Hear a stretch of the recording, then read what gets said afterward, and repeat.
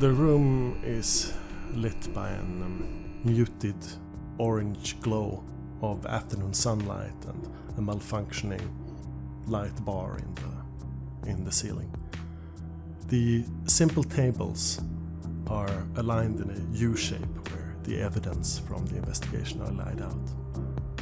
There's a rucksack, the contents of it, pink sunglasses, an orange window car breaker, 3 flattened PVC bottles, a medical IV kit, plastic hose, cardboard cutter, 4 baggies of what looks like some kind of recreational drug,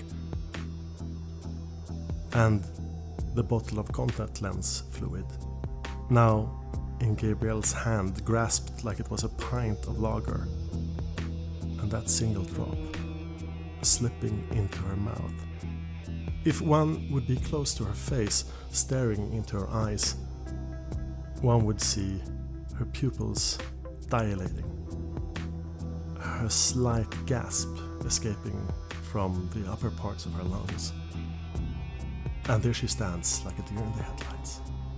What are you doing? Nothing. It's nothing. I look at her. I mean, I'm sort of used to her sort of unorthodox techniques. She doesn't go by the book, but she gets things done her way. So I'm not about to start questioning her in the middle of this, even though she's been acting somewhat strangely and agitated during the day. Yes. And right now, she's lying to your face. That well you know her. It is quite obvious. So yes, I put down the plastic bottles and I look at you. I hold the bottle like next to my heart, and then I very slowly start walking backwards, backing away from you. What are you doing? What's wrong? Nothing. And then I turn around and run outside the room. Gabrielle, hey! And I let out an exasperated sigh, and I just... What is she doing?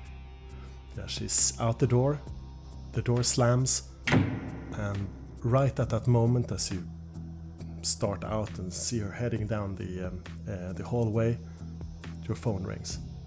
It's Anna-Karin. Oh, damn it. And I see her go off, and I pick up the phone and say, yes, Paul? I got a lead to where Isa is going. I pulled some contacts out of the motor pool, and it seems like he's heading north towards Mayfair, but there's a massive traffic jam right now on Edgware Road, so you can probably catch him if you use the side roads. He's right now on 42 Edgware Road. Have you been able to come through to him on his phone? No, he's not picking up. What do you think he's going? Does he live that way? No, not at all. He lives south. I'll just click the phone and I... Is Ellis there? Can I see her, or did she just disappear down the... You can see her back exiting out into the hallway where the stairs lead down to the office level. I'm looking for a bathroom.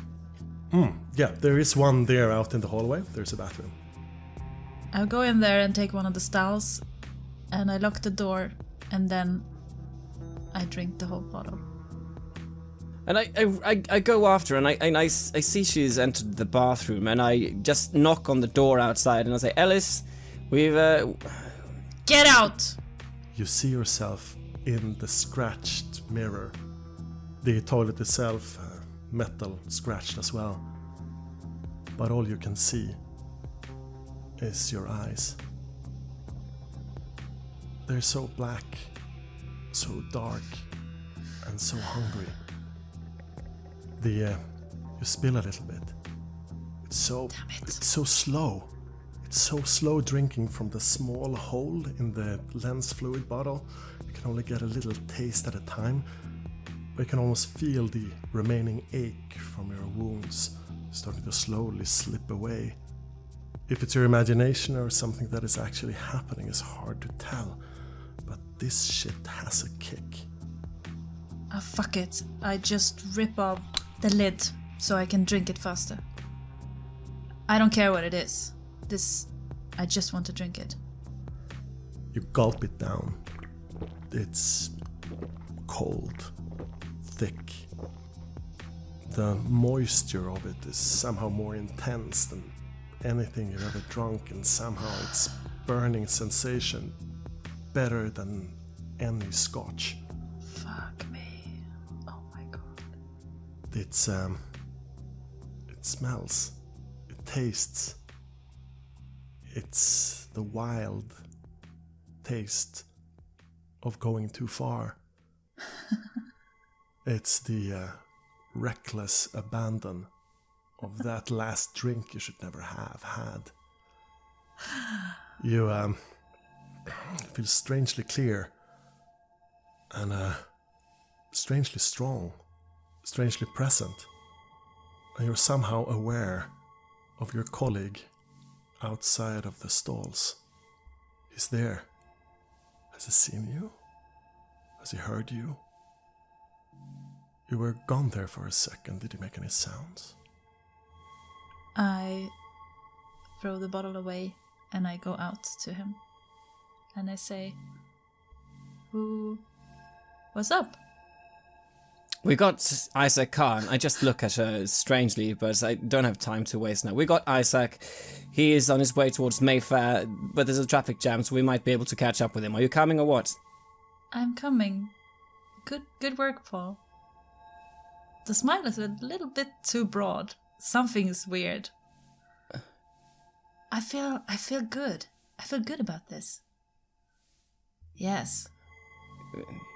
Yeah, let's go. Where's the bottle? What was in it? What did you do? What bottle? Oh, the bottle! It was nothing. It was just lens fluid. You can't... You know you're gonna have to put that back to the evidence table. I broke it. It wasn't my intention. Oh, damn it. Come on, Ellis. Just shape up. Let's go. And I start going out. And I laugh. Because it feels so wonderful. It feels so wonderful.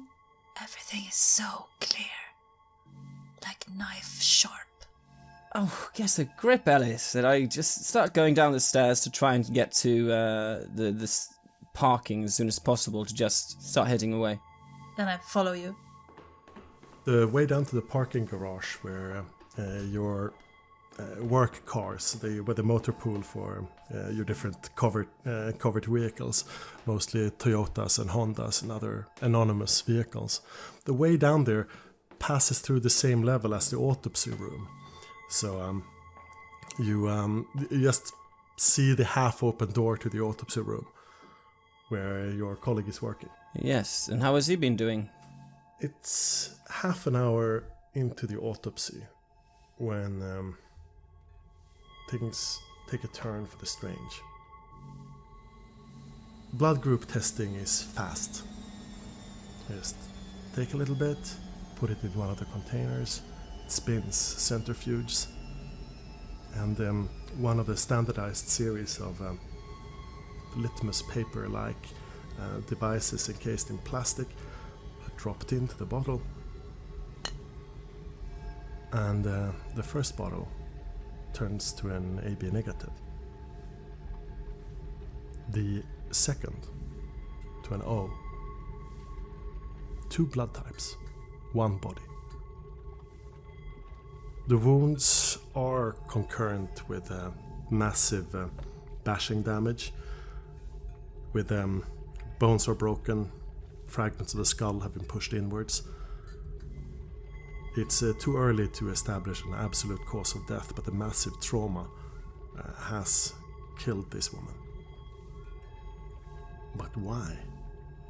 Why 2 different blood types? Well, I'm looking over the corpse and looking a little confused. This is, after all, very unusual. Is it even possible? I'm starting to think back to some obscure medical journals I may have read. Like, could this be the result of a transfusion? But surely then blood doesn't remain separate in the body. You are absolutely right. This does not make perfect sense. Of course, tests are always not 100%, and it could be that something that some other blood has entered the test, but thought you took it from one from the wounds in her neck and the other from a wound in her thigh. Well, I'm going to need to test this again, and I would be in the process of repeating the test when Paul comes in. I look in and I say, Khan has left the premises, but we're going to try and track him down. He's probably stuck in a traffic jam towards Mayfair. How are you doing here? The usual. A little strange, but nothing I can't handle. Did you get clearance on whether I'm supposed to still even be doing this? He seemed very adamant that he was not interested in this autopsy being carried out. Let him... Well, no. Keep on doing what you're doing. If you still got stuff to do, then that's great. We're going to try and cut him off, see wherever he's going. It makes no sense not to carry out this autopsy, and he's not answering his phone, so I don't see any reason why not to. You see me being a bit agitated. I shrug a little and nod. I can see you're agitated, but I don't really bother to think why. If Mr. Khan wants to go off for a little journey, good for him. I don't really have time to care about his well-being. If anything, this entire situation is making me think I really need to catch up on getting that new assignment. I'm getting tired of serving at the level I am at the moment. Much better to start moving up. I've been far too low rank for too long now, and these events over the last few days have certainly made me feel that things around here are starting to get a bit unprofessional. And in the silence that follows there, I just wait for a few seconds, and then I say, fine, keep going, and keep me posted. We're heading down. Certainly, and whatever you do, don't do anything too strenuous. I look towards Gabrielle. She really shouldn't still be on duty anyway, but, try and not do any running around or anything like that. Ellis. I'm fine. I'm fine. Let's go. She is definitely not fine.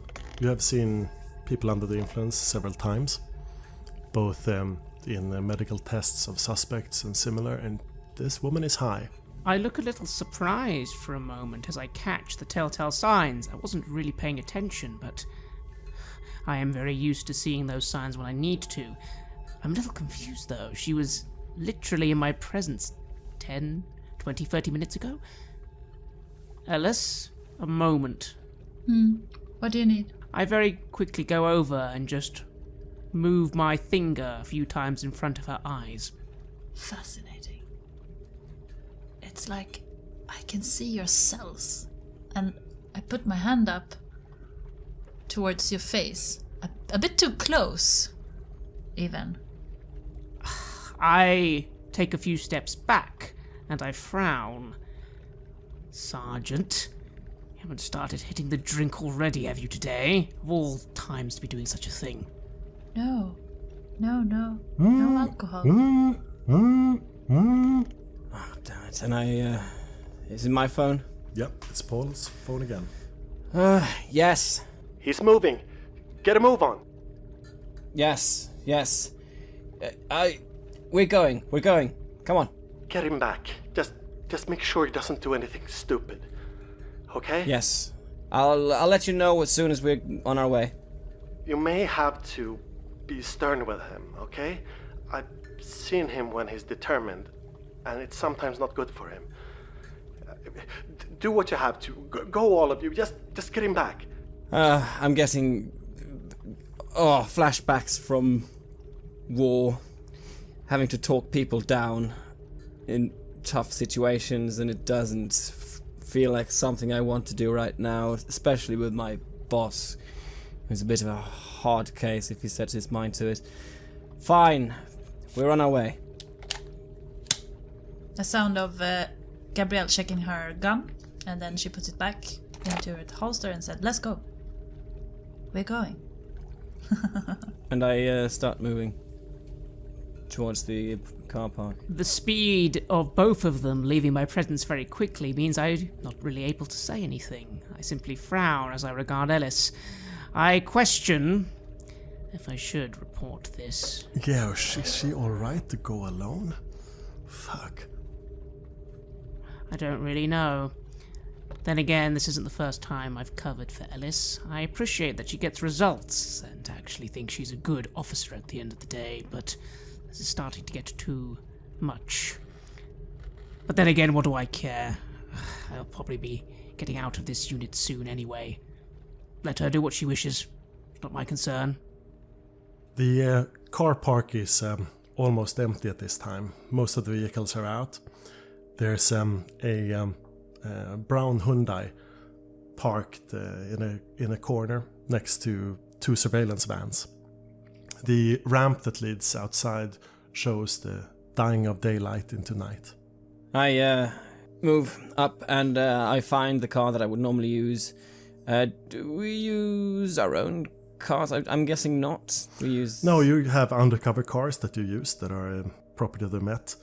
So the Hyundai is one that you can easily... that you have the keys for it, so... Obvious choice then. I'm heading up to it and I'm getting in to drive. Yes. Mm-hmm. And as Ellis, you're getting in, I assume? Yes. And I start the car and I look at her sort of sideways, with a sideway glance. Door slams shut and you start slowly driving out. I'm sitting shotgun, I think. I am watching Paul. Very silently. I get a bit uncomfortable thinking about what Francis just said. Why would he think you had a drink? I don't know. Do you think I had a drink? You're acting a bit weird, Gabriel. It's been a weird day. It's at this point, from my autopsy, I'll have very quickly sent a text to Paul. The text will read, "She's been drinking heavily. Keep an eye on her. Not in her right state of mind." I'm listening more to Ellis than looking at the text, but I'm looking at it and I sort of catch the essence of it, and I lean over and I smell her. There is no smell of alcohol whatsoever, just a faint, pungent, like heavy smell, like in a butcher shop. You're on Park Street when the first little bit of traffic hits. You've avoided Edgeware. It's completely jammed. Park Street North. And making some progress. Mm-hmm. Do you do anything as I do this? I watch you and then I start looking outside the window and then I start like flexing my fingers into fists and then stretching them out like I'm feeling things in my body. And I sigh and I say, I'm sorry, I know you got your way of doing things and I know you got your things under control. I don't know why Francis would think something like that. Think something like what? Well, that you've been drinking. Yeah. Yeah. What do you think, Paul? Honestly, what was in that contact lens fluid bottle? You took it, you stormed into the toilet, and come out without it, and now Francis says you've been drinking. Was there alcohol in that thing? You're not smelling like alcohol. I mean, I'm sorry I have to ask, but you are acting very strangely.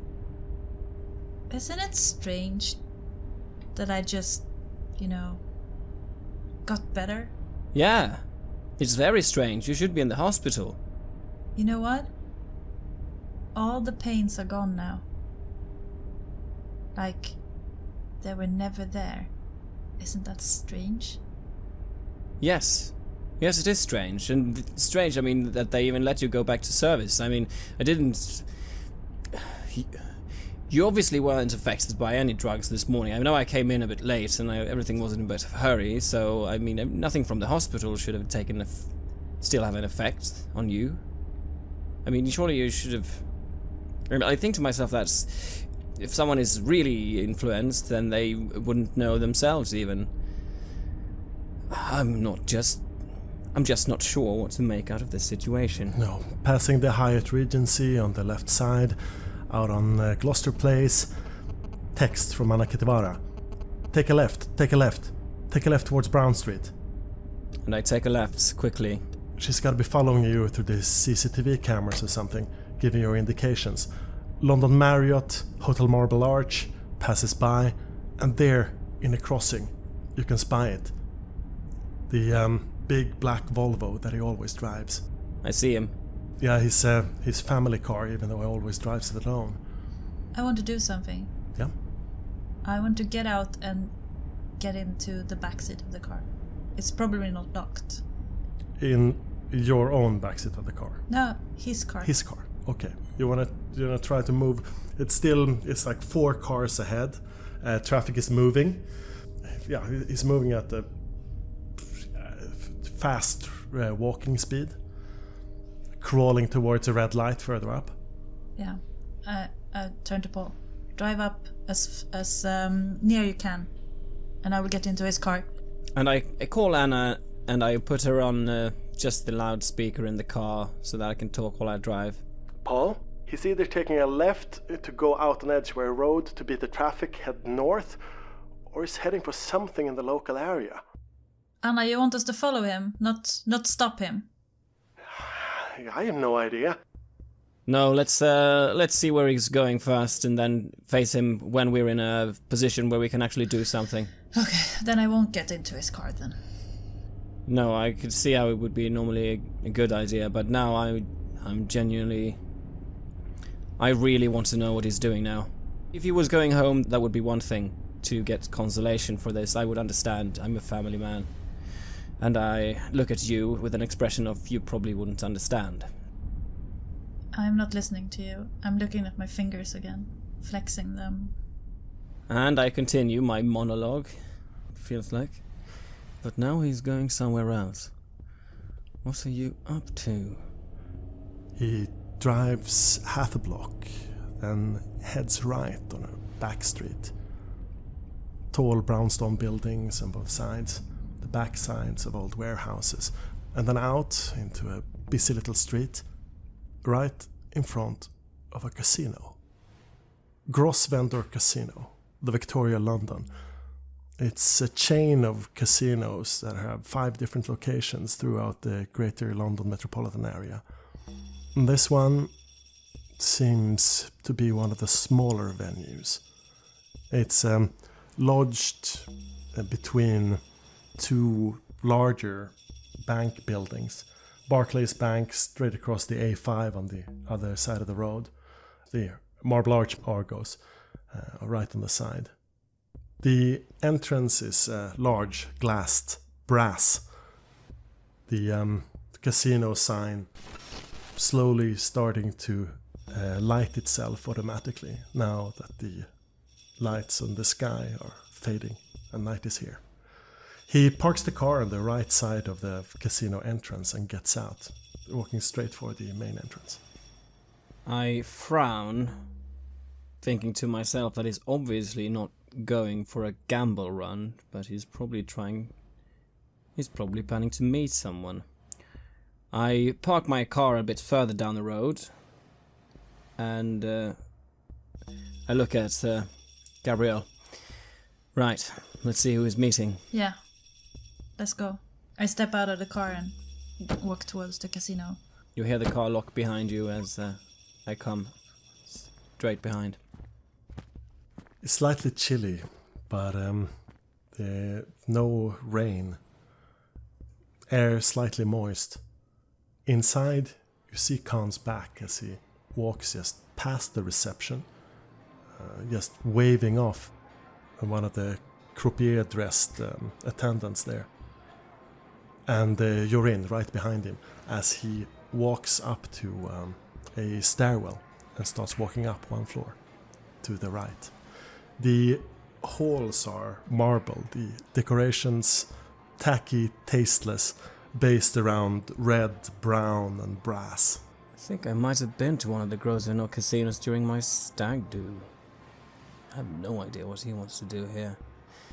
I keep the pace behind Ellis, who has now taken the lead. I just follow him. He's up the stairs. He's fast. His long legs clearing the stairs almost at a half run. He opens a door. It barges open into a small hallway, then another door, and he's in. You've lost immediate sight of him as he's entered one of the side rooms. He seems to know exactly where he's going. There's a large sign on the outer door saying renovation in progress, and there's plastic on the carpet. I just go in after him.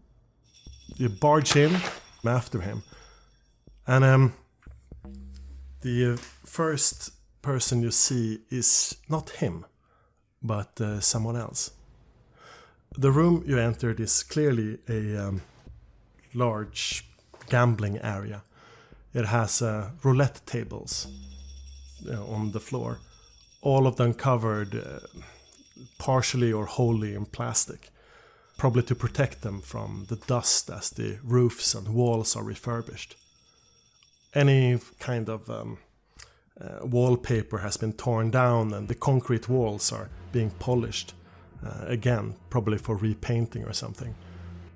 Some large decorations standing wrapped up in plastic haphazardly on the sides. The only person apart from Khan in there is a small man. He has a graying hair put up in a pathetic excuse for a ponytail, wearing a pristine white shirt, a vest and a red bow tie, a croupier's uniform. He has a thin nose and bright, clear eyes. He seems to be of Indian descent or something similar. He's backing off quickly. Even like a chair is falling down as Isa Khan is walking straight towards him, pointing an accusatory finger at him. He seems to be livid with anger. "You promised me! You promised me! You promised you'd be kept out of harm's way. I kept your secret!" He moves 4 quick steps, grabs the small man by his collar, and shoves him up against the roulette table, screaming in his face, "Who's the black dog? Who is it?" Seeing Ellis just burst in through the door, I'm thinking, yeah, there goes all discretion. I'm not gonna... Well, if we are going into a situation where we don't want to be revealed as police because he might be dealing with some sort of undercover contact, what do I know? I'm not gonna announce myself as police anyway. I still follow Ellis, however, as she comes in, and I see this, and I stand there by the door and watching as this unfolds. I'm a bit in front of Paul, I guess, and when he starts shoving the little man, I draw my gun and I cocks it so he would hear it, and I point it at Khan to see if he noticed. You pull the mantle. The click is loud enough for Khan to freeze and fall silent, and he slowly turns around and meets your gaze. At the same moment as he frowns, you smell it. You smell it. The small man. Oh, how lovely he smells. Meanwhile, in the autopsy room. So, Francis, you stand before a conundrum. The injury seems to be exactly as what you would expect, but the blood type, severely different. Some of the bone structure is more intact than it could be expected. Some wounds are partially coagulated, but mostly a mystery of the blood. So what is the next step? Well, I've run the tests again. Are they still showing up 2 different blood types? This time you're using more than just the standard police procedures. I would like you to roll a medical plus intelligence, please. 8 dice.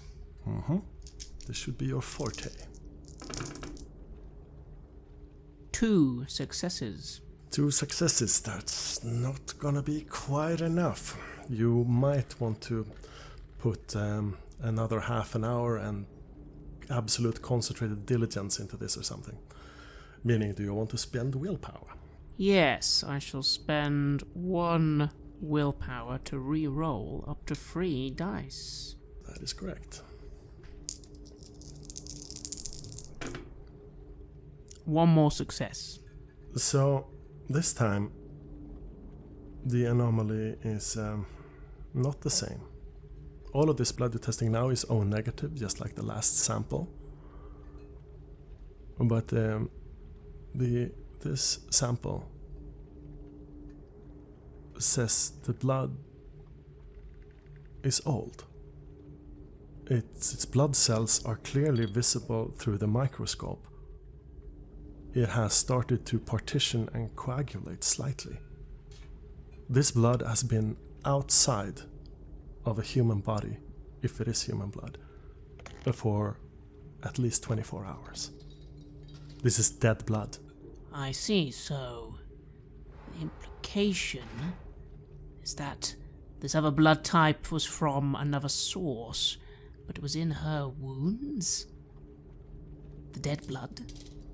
Yes, it seems to be. I realize that this sample you have drawn from close to her, or could it be digestive system?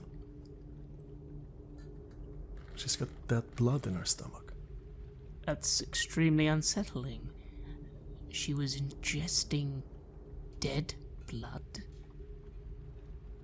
I've no idea why someone would do that. Well, no, I have a few ideas, of course. I have extensive background in studying criminology and the criminal mind, although it's not quite my expertise. Still, all the equipment, it occurs to me. Goodness me, is this all part of some sick fetish? And Isa Khan's daughter? She can't be more than 16. And it's your boss's daughter. It certainly makes me a little uncomfortable, but I'm afraid I do have a job to do, and I am going to have to note this down on the autopsy report. It occurs to me that maybe this is why he was so disconnected. What sort of family history is there? Why was she sent away? Not really my place to judge. I begin getting ready further tests, but I will start writing up that I suspect the individual was ingesting blood. Who knows why? As Isa Khan turns, things happen fast. Extremely fast. The old man pushes Isa. Maybe he's out of balance. Maybe he's stronger than he looks. But Isa Khan just flies to the side like a glove, shoved into another roulette table, which almost falls over under his weight. His turban rolls off his head, and his long oiled hair comes out as he starts to try to rise, fast. The croupier has jumped back behind the roulette table. You have split seconds to act. I shout out, "You, stop right there!" and I run up towards the old man. You start running up towards him. He's crouching down behind the roulette table, preparing to meet your charge. Gabriel? He was smelling wonderful, right? He smells like supper. I point the gun at Paul. Paul! Stand back. Very slowly. And what's he doing? What is he doing? Is he just crouching down? The old man? He's crouching down, and as you approach him, he starts moving around the roulette table to the side, trying to keep the table between you and him. You hear Isa coughing, all air knocked from his lungs. He tries to speak, he tries to say something, but he can't get it out. The blow has been too hard. He's bleeding from the face. And from what Ellis says, I am now fully focused on the man. I'm not looking where she is pointing the gun. I am assuming that she is pointing it at him, if anyone. So I say, "We're gonna bring this one in." No, we're not. I start moving towards him, still pointing the gun at Paul. And I I look at her now, and I see that she's pointing the gun at me. Fuck's sake, Ellis, what are you doing? Well, hello there. I don't think we'll be properly introduced. I'm Rupert Kiran. And who are you, pretty lady? I'm Gabrielle. Oh good, I think we will be able to come to a settlement, don't you? Yes. He locks your gaze and whispers, "Kill them." Is it a command? It is a command, and you are completely unprepared for it. I turn to Con first. So you don't even have the mental fortitude or inclination, it seems, to resist. I shoot Con. Squeeze off a round, firearms plus dexterity, please. He's trying to roll away, desperately trying to get out of the line of sight, trying to choke something out. No, fool! Stop! In God's name! 3 successes. 2 rounds go into the roulette table. Khan manages to roll off behind it. Experienced as he is, he puts the roulette table and the machinery of the spinning wheel itself between you and the shot. The third shot goes ping against the brass of the wheel. Grab him! Take him! Take him! Don't let him get away! Khan screams, pointing at Rupert. We need him! Fuck's sake, Ellis, what are you... I'm pulling my gun, and I look hesitant for a second. Ellis, what the hell are you doing? We're getting this guy. Come to it! I raise my gun at Paul. And I shoot. BAM! Give me a roll. Firearms dexterity. Yep. 3. You got 3. And Paul? I've got 2. 2. Bullets claw through the casino. The pops, the bangs, reflecting off the stripped concrete walls, making them feel harder, louder.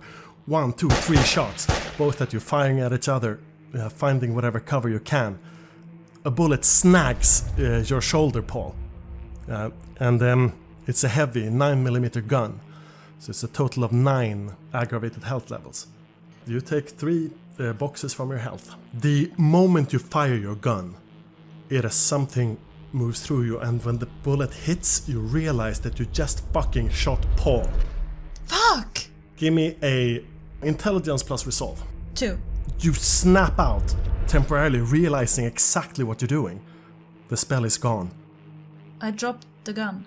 Paul! Paul! Oh my god! And I just forget everything else and runs towards him to check on him.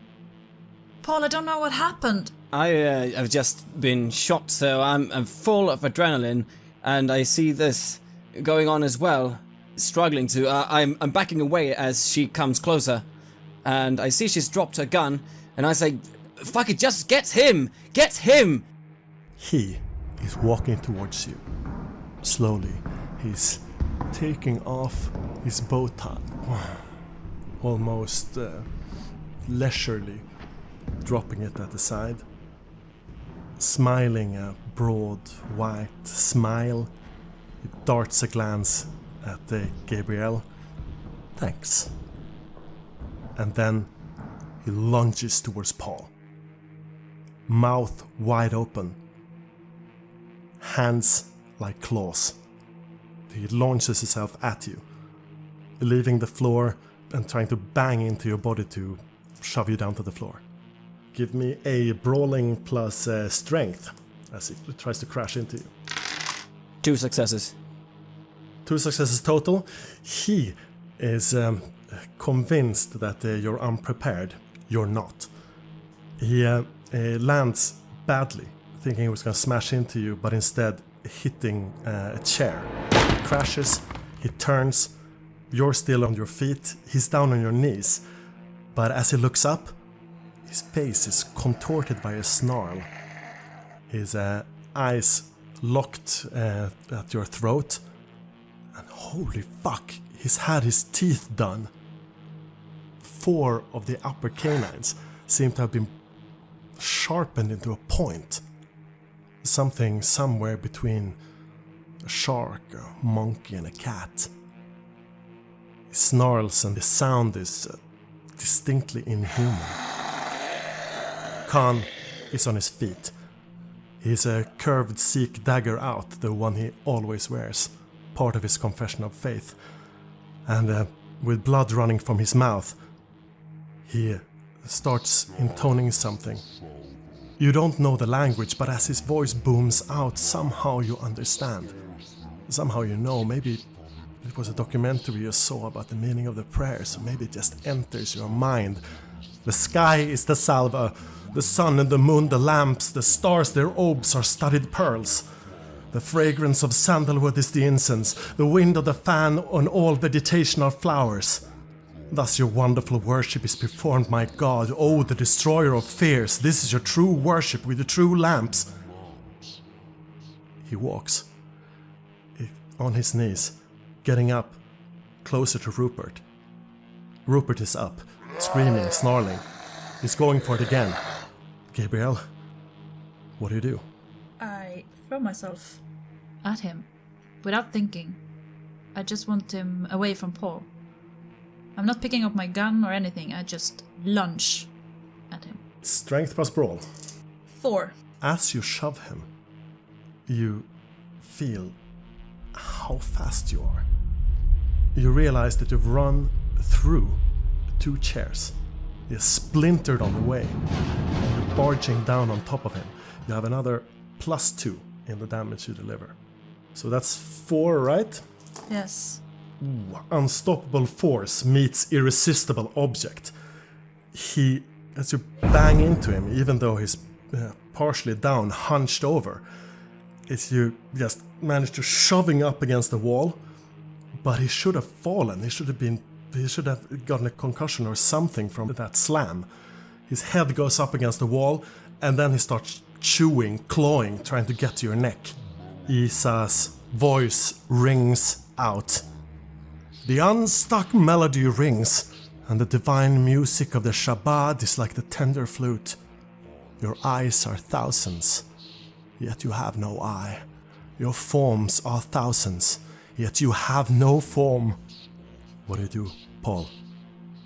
I have my gun up. I was, in 1 second, aiming it point blank at him down on the floor, and the next split second, he is pinned up against the wall, and I barely have time to look up in between them. I see Anna-Karin approaching him. I see Gabriel Ellis coming from the side. It seems for a second as if we have the situation under control, so I just aim towards the hostile, or Rupert's as he seems to be called, and I await what my boss is doing. It's something beyond me, but he's still the boss. He's praying, he's moving forward, and he darts a glance at you and says, tear him up, tear him apart, shoot, now! Can I get a clear shot from where Ellis has him?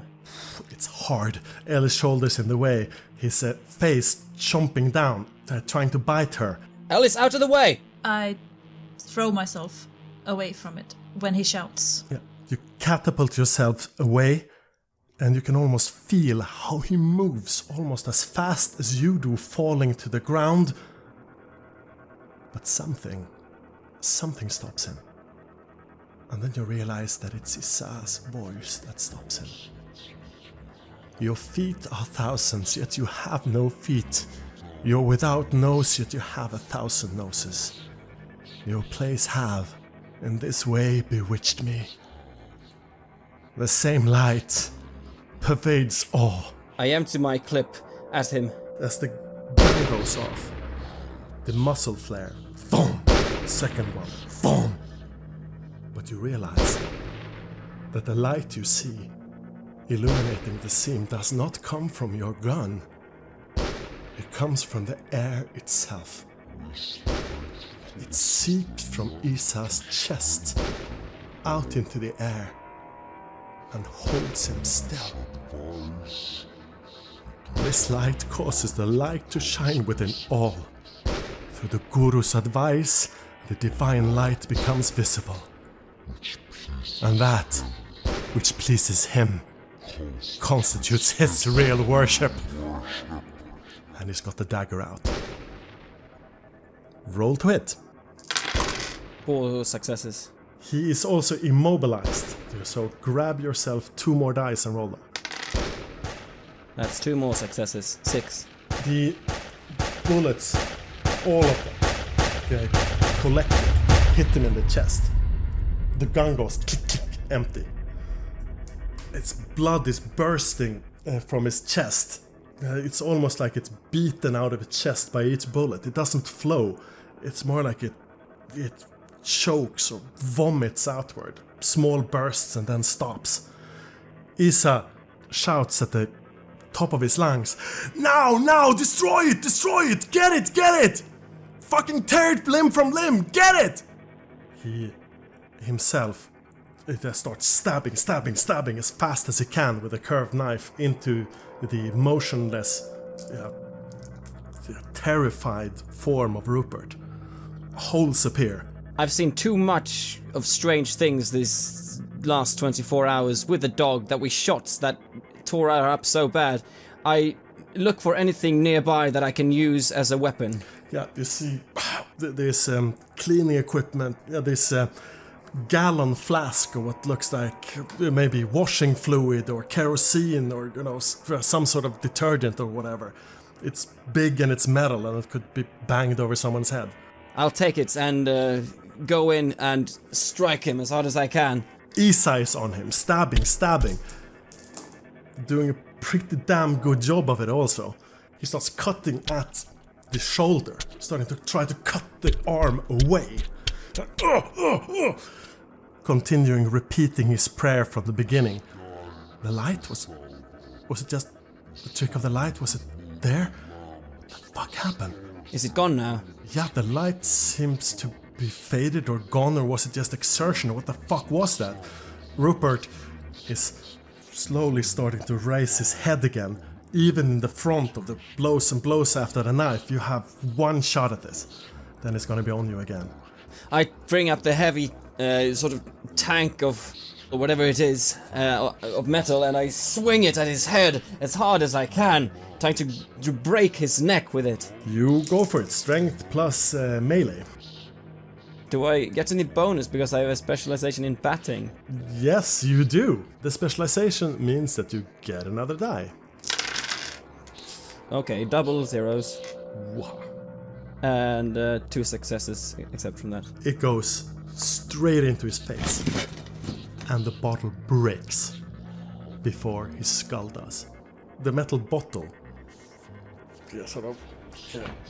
crumples over his rock-hard face, bursts, covering him with stinking, some sort of stinking cleaning fluid. It smells of kerosene. Isa gets the Rupert's hand around his throat and just manages to get out. Fire! And then he bites. The only thing I can think about is the blood. It's the only thing that I can see. And it feels like I'm moving inside an empty room. And before I can even think of it, I lunge towards the blood that is coming out of Rupert. And in the distance, you hear me shouting, Ellis, your lighter. Your lighter. She's on her fours, licking the floor. Kerosene and blood. Slurping it up. Like a loyal lapdog. While Rupert is crushing the life of Anna-Karin. I throw the empty container, the broken container on the floor, and I dive down to grab into her coat pocket on the side to bring out her lighter. I want to smack him in the face if he tries to get me away from the blood. I'm not. I'm just trying to get to your coat pocket and your lighter. The croupier, the thing, the monster, is holding Isa, just continuously squeezing the life out of him. There is no light. There's no light but what we make. God.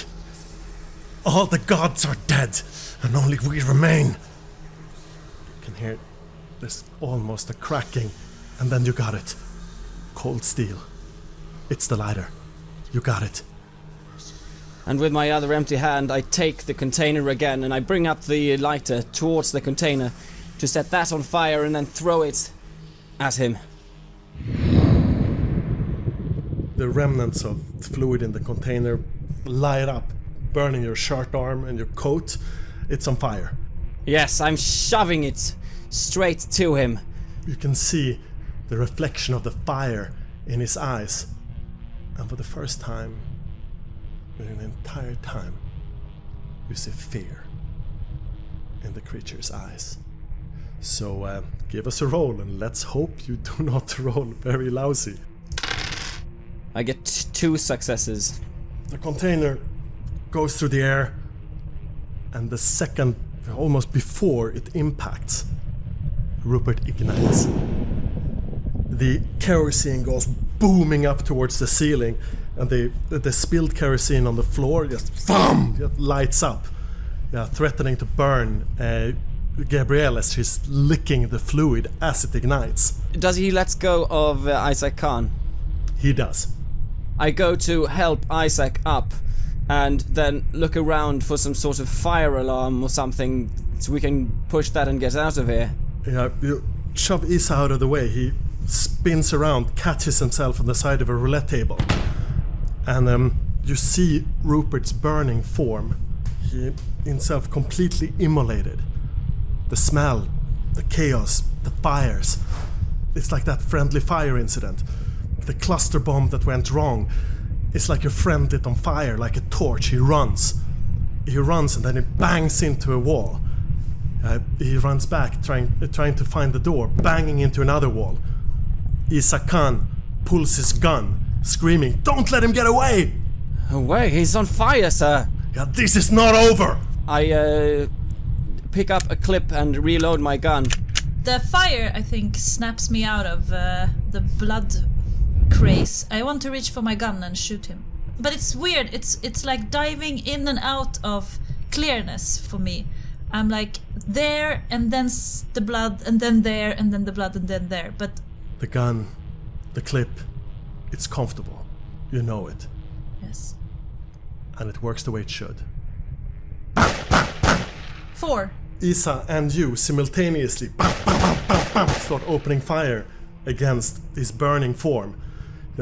Walking closer, almost hurting him with your shots. It's like now he's got the 3 full magazines in his body and is still moving. I've reloaded and I join them. I join the choir of gunshots. From all 3 sides. He's in the corner now. He's got nowhere to run. And there, his left leg gives out. Kneecap shot to hell. He's down. Fire extinguisher! Fire extinguisher! Isa screams. We can't lose him! I look around quickly. Is there one nearby? There's one at each door. Thank God for security standards. I holster my gun and I run towards it to pick it up. I run for the other one. You got them. White chemical mist starts spraying all over. The fire recedes partially. It's like you're uncovering him from the fire, and behind is just a leering, smiling death's head. The fangs, the eyes, still wet, still angry, still trying to get up on his feet. What is this? Who is this? What is he? He tries, and as he reaches out to try and grab for you, pull himself across the carpet, his leg gives out. And then his right arm, the one that is almost hacked off, gives out, and he leaves it behind, just with one arm, the other one lying burning still, crawling across the carpet towards you, sniffing, growling, and then he stops. Oh my god. And I hold the fire extinguisher up, sort of about to hit him with the bottom of it. And I stop in the action. I look around. Is anything else on fire still? The walls? Yeah. There is 2 of the roulette tables are still on fire behind you. Shit. I turn around and I start spraying that from the bottom up. Yeah. Fire alarms are blaring. You see 2 attendants come in through the door. Yeah, they say croupier uniforms. They scream and run back the other way. And Isa is dragging himself across the floor towards the bleeding, charred thing. Is he on the floor as well? He's on all fours, trying to slowly getting up, dragging himself towards the... help me up! Help me up! After having extinguished the tables, I'm looking at Ellis like, get him up! I am looking at the body. And damn it, I go over and I help Isaac up. He grabs each one of you by one shoulder each. Questions can wait. And to be honest, I do not know. What do we do, sir? Interrogate the suspect in the light of God's name. What? By the wisdom of the gurus, ask him your questions. I go over and I see this thing is fallen apart and it's stopped there on the floor. I'm still in a sort of instinct of should I reach for my handcuffs and cuff him, or do we bring him back, sir? No. Who is the black dog? Isa begins. Then coughs. By God and all that's holy. Answer him. Is the man moving? First no, and then you see the eyes darting to the signs. His lips are gone. He has wheezes something. Roy! Roy!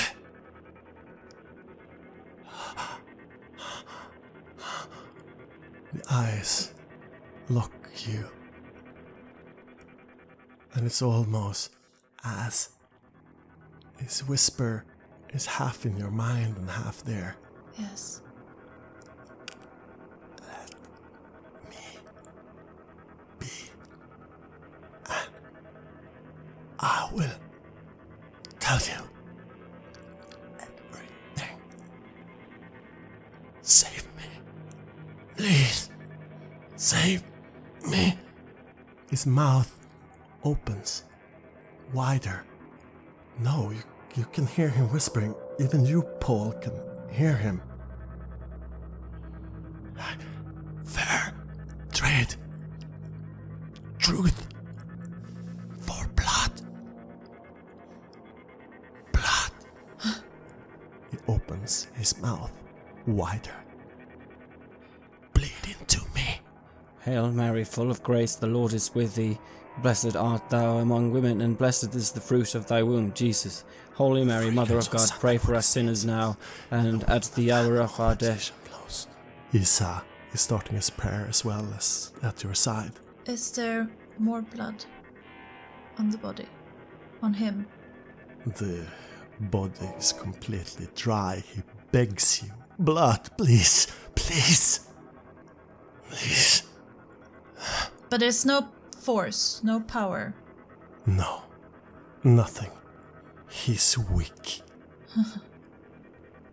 He's almost gone. Answer us. Who is the black dog? He's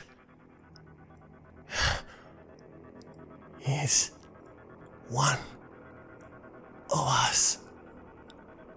He's family. But the side of the family you don't want to meet. He's called Rudy. And he would burn London to the ground for his cause. He knows no master. He stole your daughter away from us. From us where she was safe. Blood. I don't know where he is, but I know where he will strike next. Blood! Blood for truth! I go down on my knees and go closer, like crawl a bit closer. Blood for truth. How do you mean? Feed me and I will tell you where we strike next, how you can find him.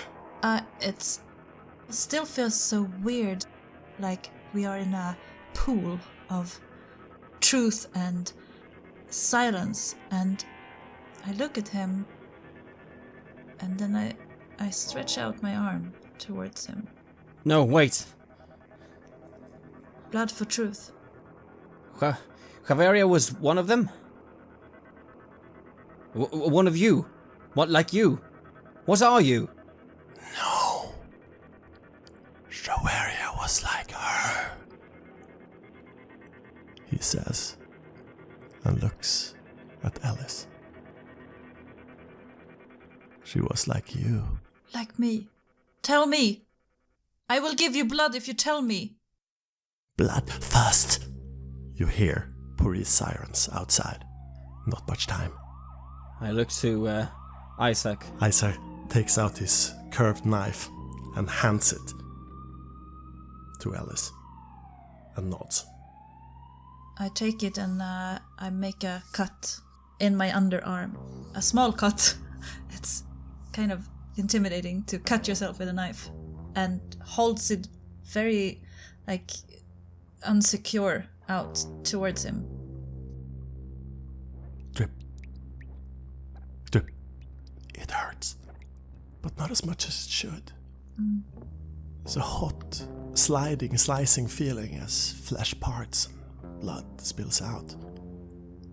It is absorbed into the charred tissue, into his mouth. The first thing that starts to move is the tongue as it licks and licks. There's a spasm, twist in the body, and the eyes lock onto you.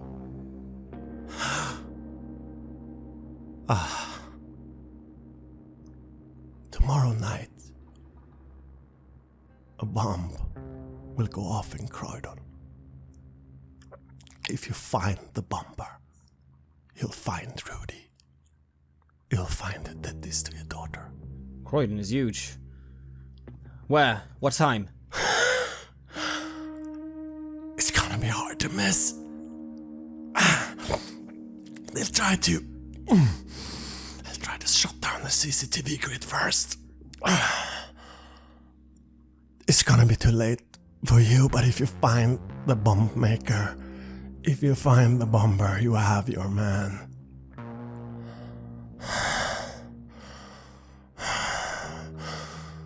Now do what you will with me, but we had an arrangement. Right. Let's get out of here. I still feeds him my blood, and it's the weirdest sensation of, like, it's so gross, but it's so fascinating And then at the same time.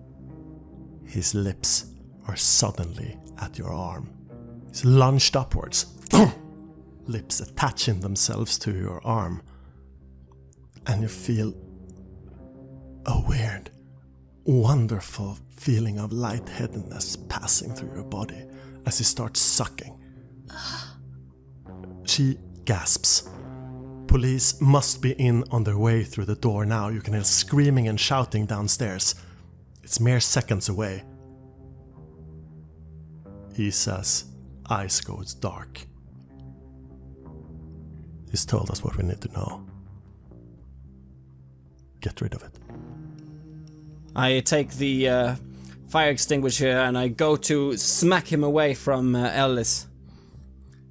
He's too weak to resist. It's like smacking into a dried, desiccated fashion doll, a thing, not a man. It just rolls away. And I continue up and I crush his skull, pounding continuously on his head. Strike, strike, again, pounding until it's ash. And I sweat and I feel power draining out of me. I feel where I just was hit by a fucking bullet from Ellis. I feel the aches from the fight with the dog yesterday, and I realize I don't have much strength in me. We're both, me and Isaac, battered quite severely, and I try to use whatever strength I have to sort of get him up and nod to Ellis. Let's get out of here. I look at you with big eyes of shock. Like I can't grasp what happened. He fed on me, I say.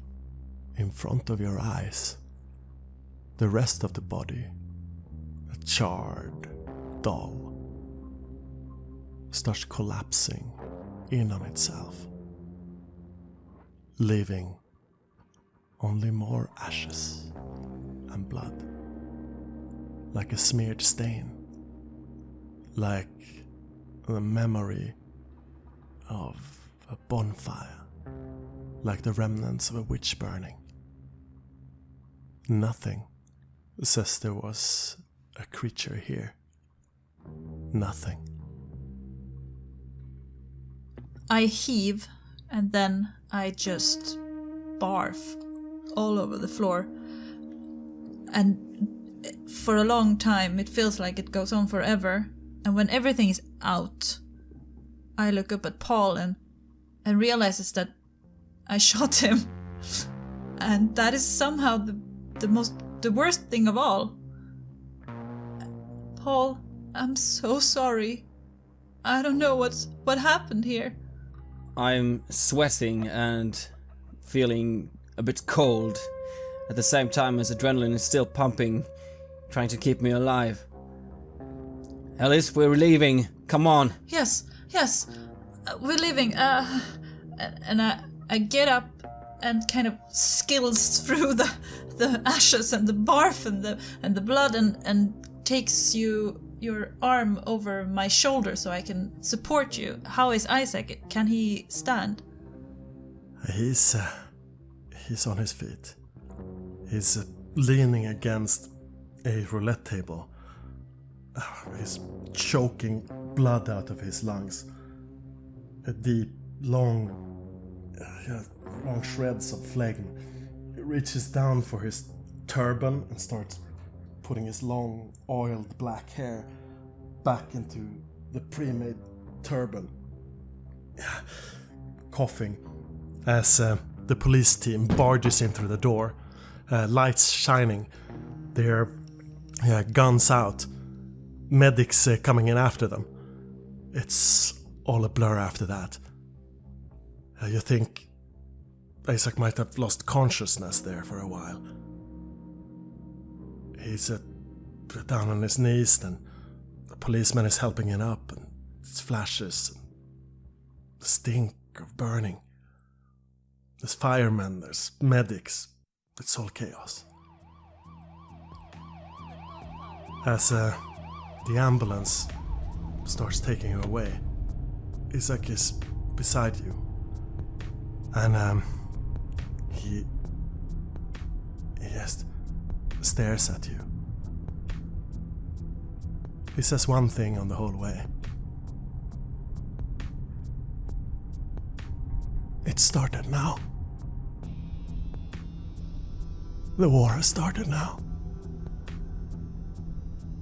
And I feel weak. I feel the medics attending me, working on me. I blink in the lights. And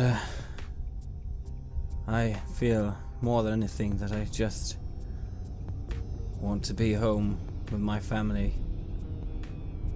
And I don't want to be in another war. The autopsy room is still. It's an hour later. The since you heard from them.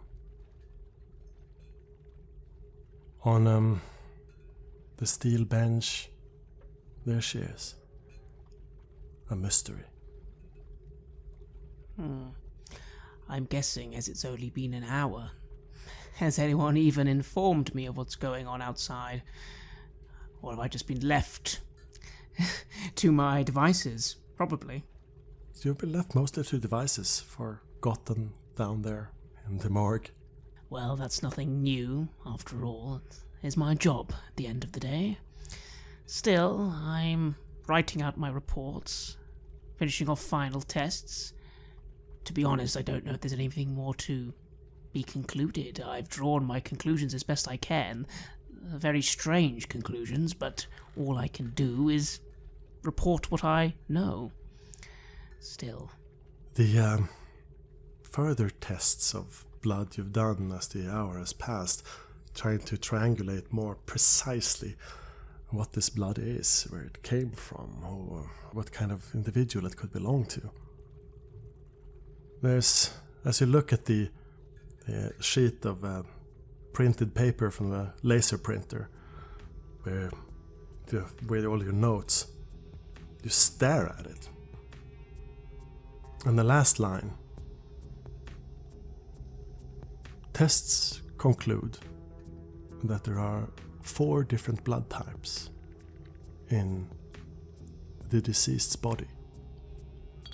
The majority AB negative matches with birth records.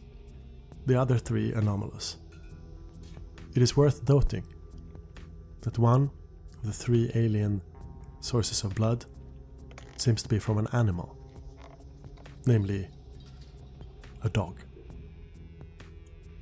I grimaced a little at this information. Was she drinking the blood of people and animals? I'm curious. Did I get any past medical information? Possibly not, after all, she apparently hasn't existed, or her existence has been hidden, but have I got any family records? I'm curious if she maybe had some sort of condition causing this strange behavior. Nothing in the information you've been able to clear indicates that she has any sort of genetic and hereditary diseases or anything of the sort. It is truly a mystery. And yet possibly psychological. Again, not quite my field. Very disturbing. I think back to that dog. Well, I let out a long sigh as I begin my concluding reports. I briefly check my phone as well. I make a note that later on when I go home, I'm going to need to pick up some food for Mother. You check your phone, and it goes off in your hand. Dr. Ward speaking. It's Anna. They're down. They're all down. But calm down. Mayersfield Hospital now. Get over there. They're in Ward 6. All right. All right. I think Paul is in surgery. What? All right, fine. I think to myself, there's no real time to ask questions. I can find out when I get there. All right, I hang up. I make a quick text home, implying that I will be home late to Mother. And I will immediately get my basic gear with me and start heading to the hospital. I am very concerned. What on earth has happened? You take your private car there? Yes. So what's your car? Nothing fancy, to be honest. Something of a middling range. Quite sturdy, though. Yeah, you drive your city Jeep. It's a used one. It's a model from the 90s. Through the cold, dark streets. The traffic is pretty bad. Of course it is. I briefly turn on the radio to Classic FM. It's my default station. Calming myself a little as I head. A soft cell song plays on the radio as you get a response from your mother. That's all right there. I'm feeding a strange dog that just turned out here. He's really sweet. I frowned a little and sent a text back. Mother, you shouldn't be out of the house. Get inside, leave the dog alone. I sighed to myself, always caring for strays, but shouldn't be doing such a thing. But I don't have time to focus on that. I will focus on getting to the hospital. When you get there, when you enter their room, when you first lock eyes with Gabrielle, even before you start speaking, you know that everything has changed. Everything.